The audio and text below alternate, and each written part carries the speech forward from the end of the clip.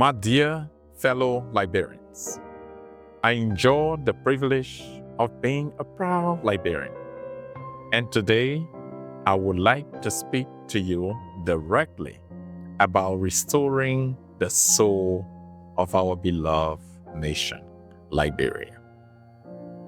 My background as an organizational psychologist, my deep love for Liberia, and my compassion for its people have profoundly inspired this message.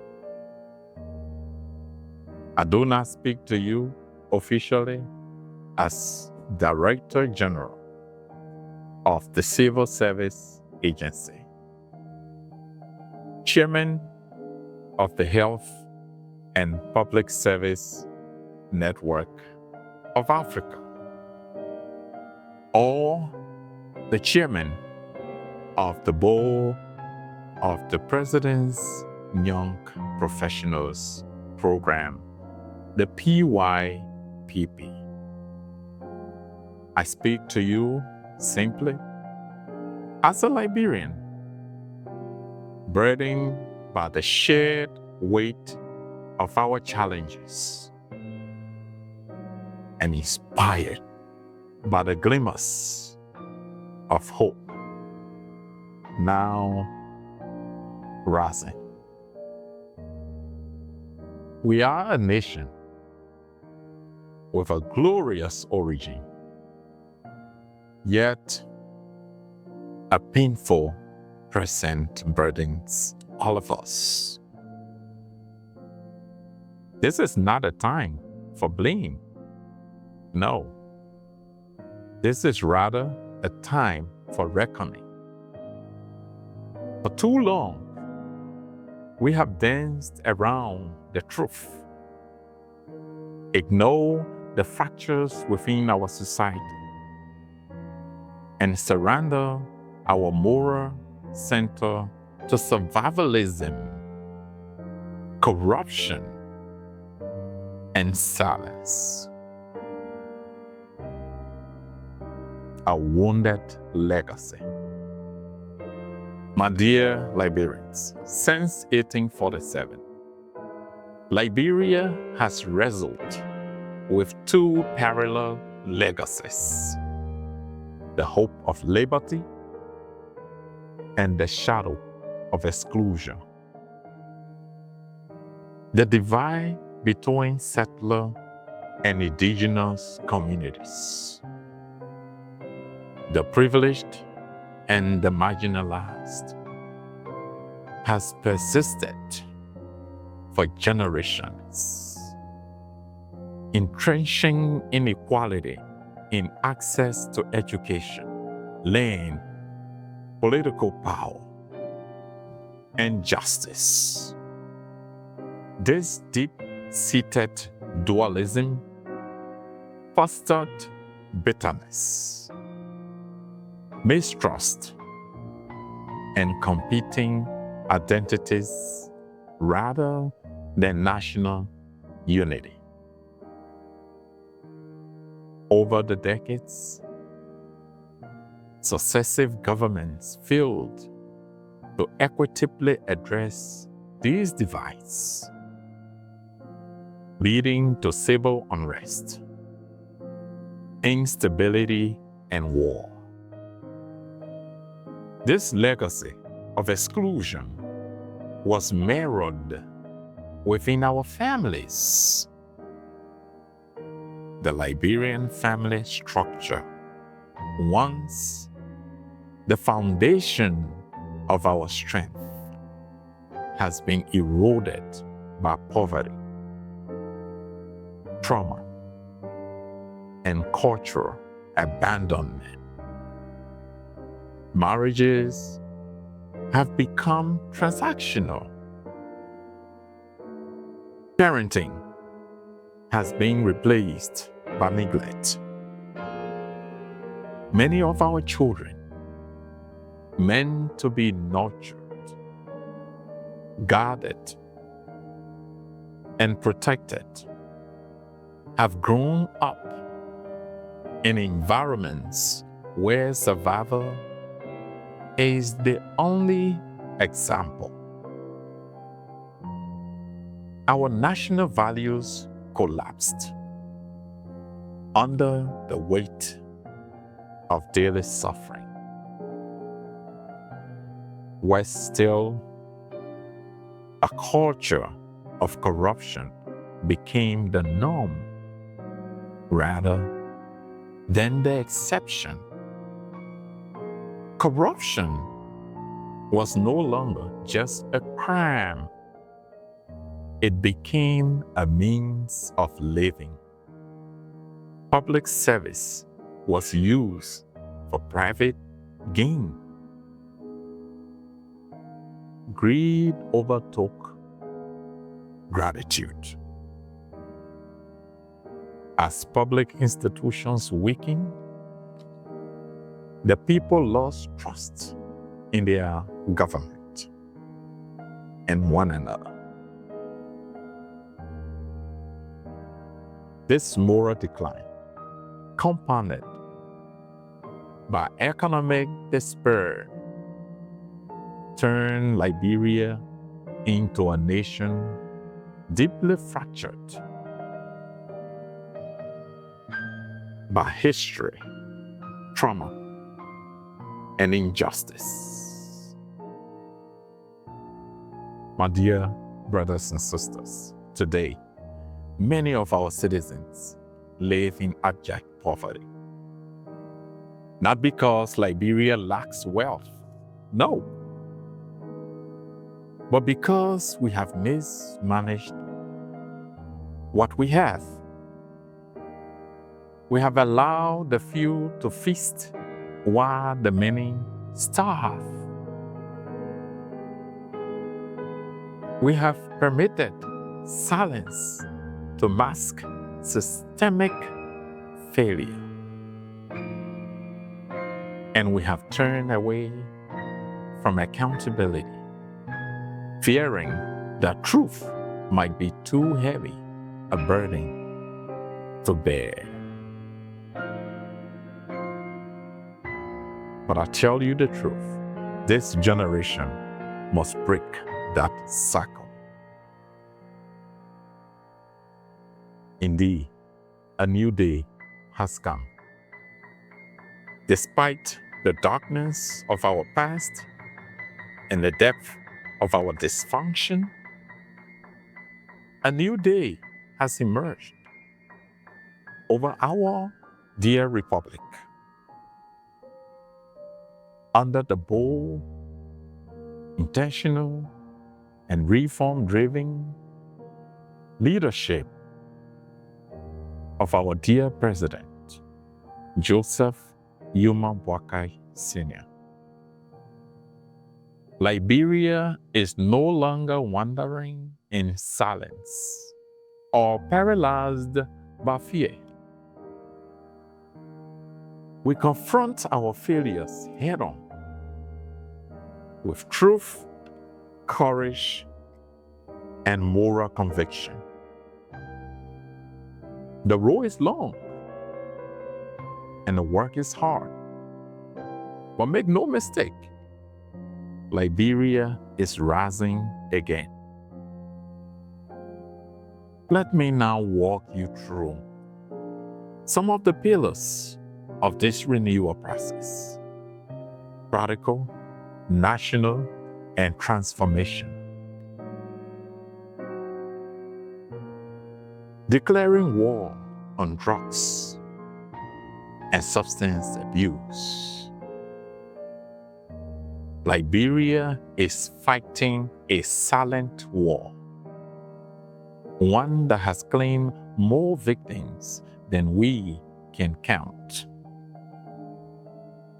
The crisis of drug and substance abuse has become a generational emergency,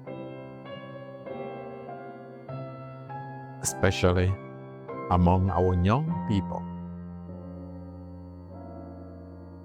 Recognizing the existential threat this crisis poses, The Joekai administration has declared war on drugs, not with empty declarations, but with deliberate actions. Anti-drug task force, especially the Liberia Drug Enforcement Agency, have been empowered to dismantle trafficking networks and disrupt the circulation of deadly substances like kush. Rehabilitation centers are being strengthened to provide hope and healing for those trapped in addiction, while community awareness campaigns are being rolled out to educate, prevent, and protect our future. This is not a political agenda. It is a rescue mission to reclaim our children, our families, and indeed, our future. Establishing the War and Economic Crimes Court. Justice is the foundation of healing. For too long, Liberia has tiptoed around the atrocities of the past. Victims of war crimes, corruption, and sexual violence have suffered in silence, while perpetrators walk freely without accountability. That era is ending. The Joekai administration has taken a historic step by initiating the process for establishing the War and Economic Crimes Court. This move is not about revenge. It is about national redemption. Already, public officials who breach the public trust are being suspended, dismissed, or referred for investigation. No longer will titles shield wrongdoing. No longer will silence be an option. Liberia is sending a clear message that impunity will not define our future. Empowering Liberians through technical vocational education and training. Because a skilled, empowered, and self-reliant population must drive Liberia's development. The days of youth unemployment and helplessness must end. That is exactly why the Joekai administration is investing heavily in technical, vocational education and training, TVET, to provide our citizens with practical and employable skills. The Monrovia Vocational Training Center, the MVTC,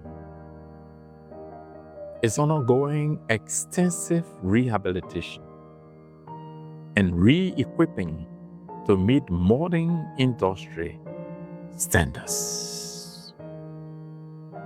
Also, the historic Booker T. Washington Institute, the BWI, is regaining its status as a premier institution for technical training.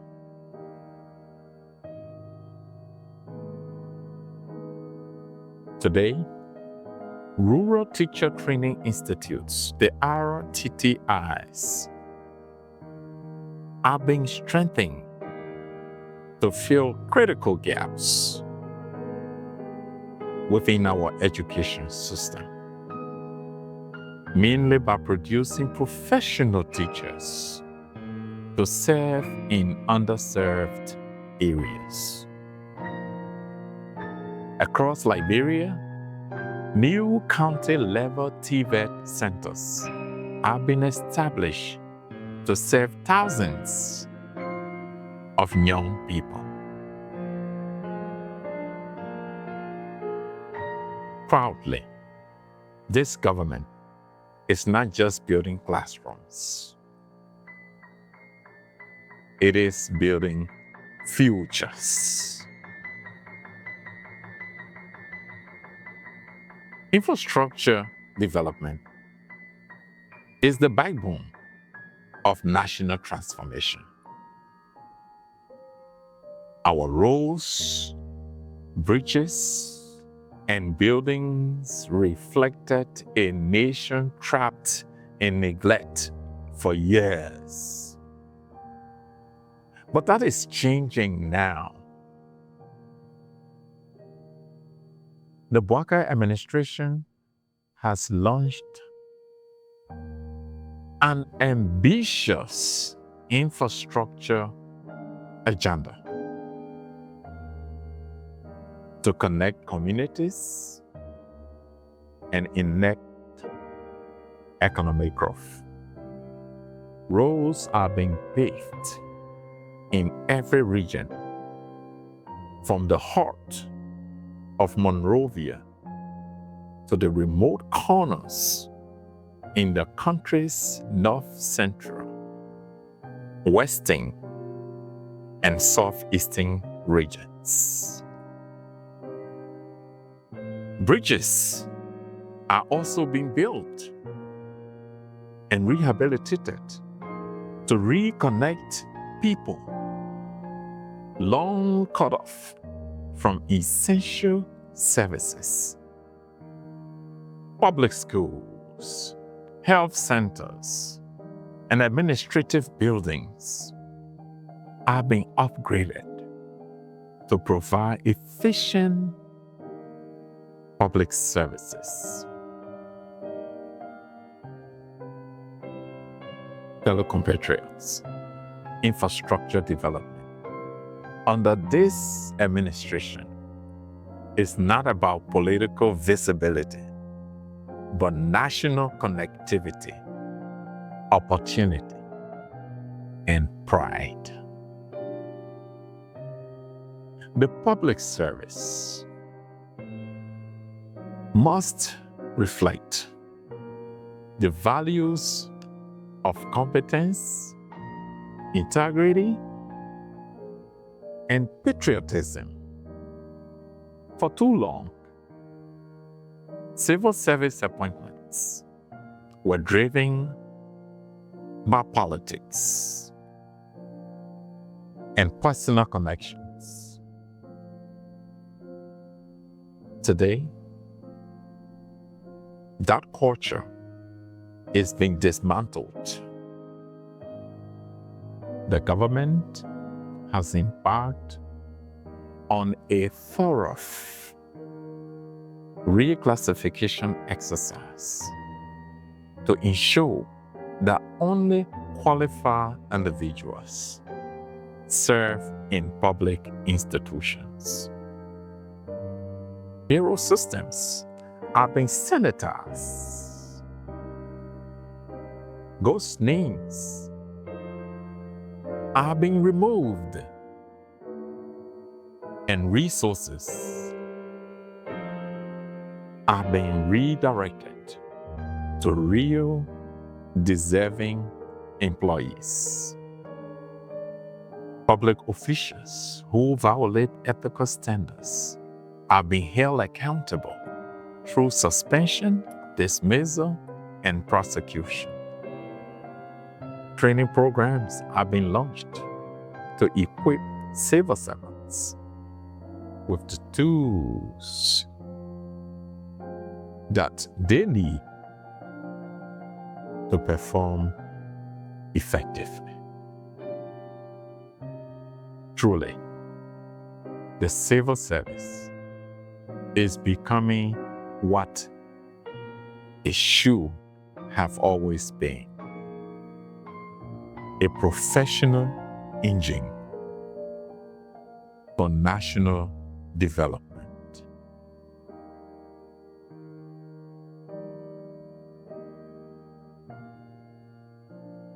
In a digital age, efficiency cannot be achieved through outdated systems.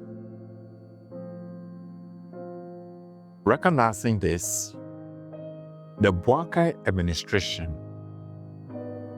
is effectively leveraging technology to streamline public service delivery. Digital payroll and biometric attendance systems are being implemented to eliminate fraud and ensure timely compensation for government workers. Licensing, documentation, and public records are being digitized, reducing bureaucracy and corruption. Citizens now have access to online platforms where they can provide feedback, track government performance, and demand transparency that has long been lacking. These reforms are significantly transforming government from a slow-moving machine into a responsive, citizen-centered institution.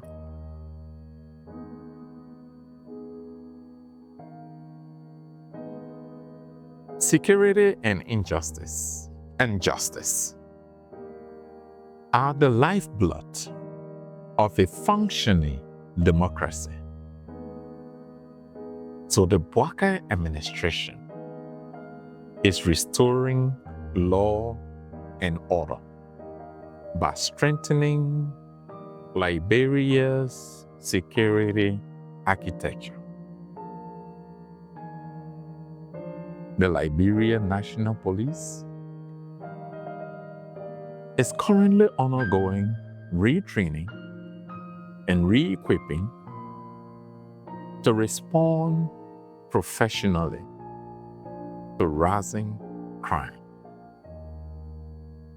Patrol strategies are being revised to target high-risk areas, and resources are being allocated to boost response times and investigative capacity. The judiciary is being given the independence, logistics, and support it needs to function efficiently. The rule of law is no longer a theory.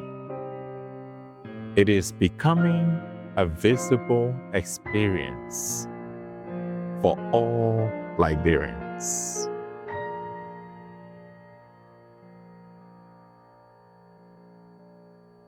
enforcing the Liberianization policy and creating jobs.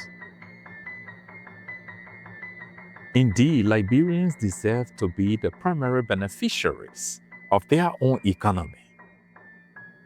Foreign nationals occupied jobs and business spaces reserved for Liberians under the law for decades. That injustice is being corrected. The government will shortly begin a rigorous review of work permits with the goal of revoking those illegally granted to foreigners occupying roles meant exclusively for Liberians. Concession companies and foreign businesses are being reviewed and audited where necessary to ensure they comply with labor laws and investment agreements. At the same time, there's a massive plan for Liberian entrepreneurs to be supported through training, access to capital, and procurement opportunities. This is not xenophobia. It is economic justice. It is about putting Liberians first, not as a slogan, but as a strategic policy to empower Liberians economically.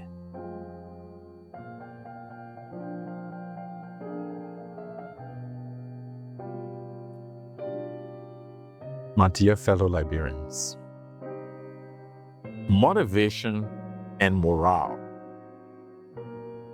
within the public sector are directly tied to compensation and dignity. For far too long, civil servants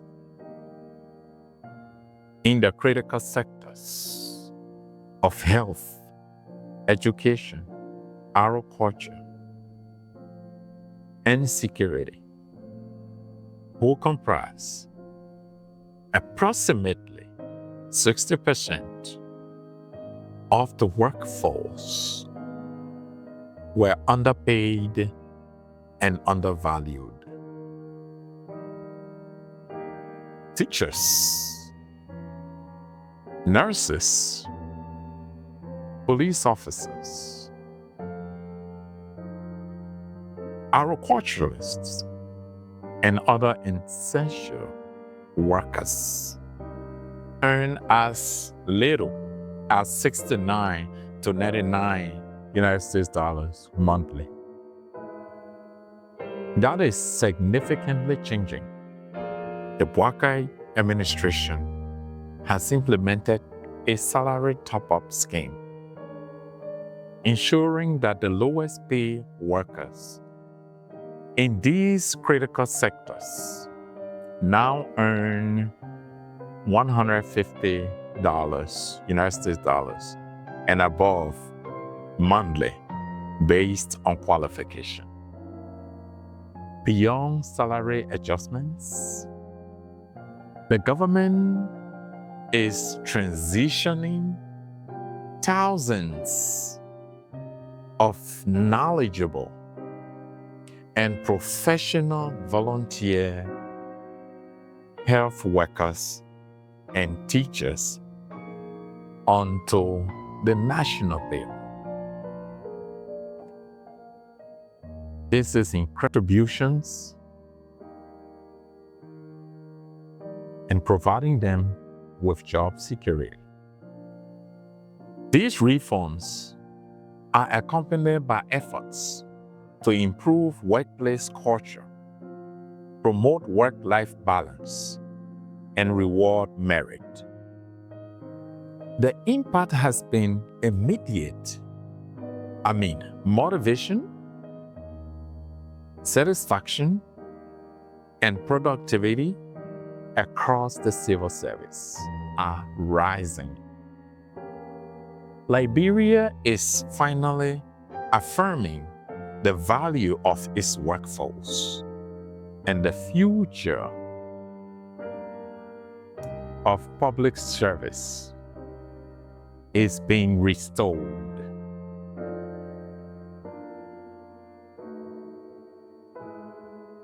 My dear brothers and sisters,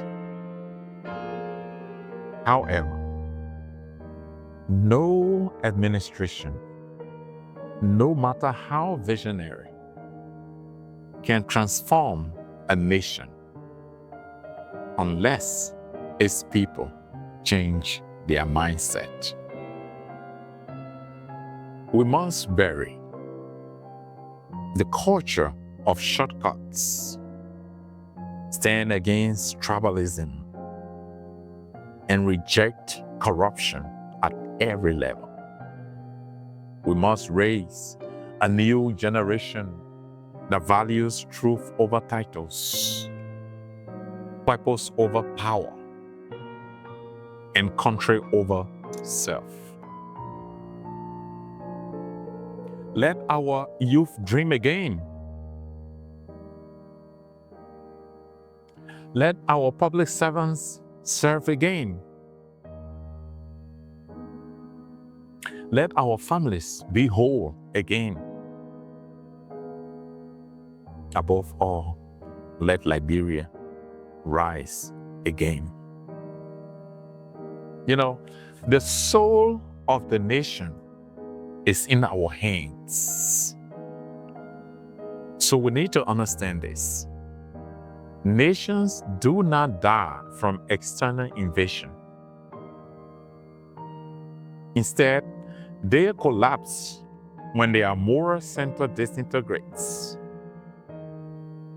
But also, they rise when their people reclaim truth, justice, and courage. Liberia is indeed rising, not from wishful thinking, but from action, sacrifice, and renewed national purpose. So let us rise. One healed family, one functioning institution, one empowered citizen at a time. May Liberia rise again. Thank you.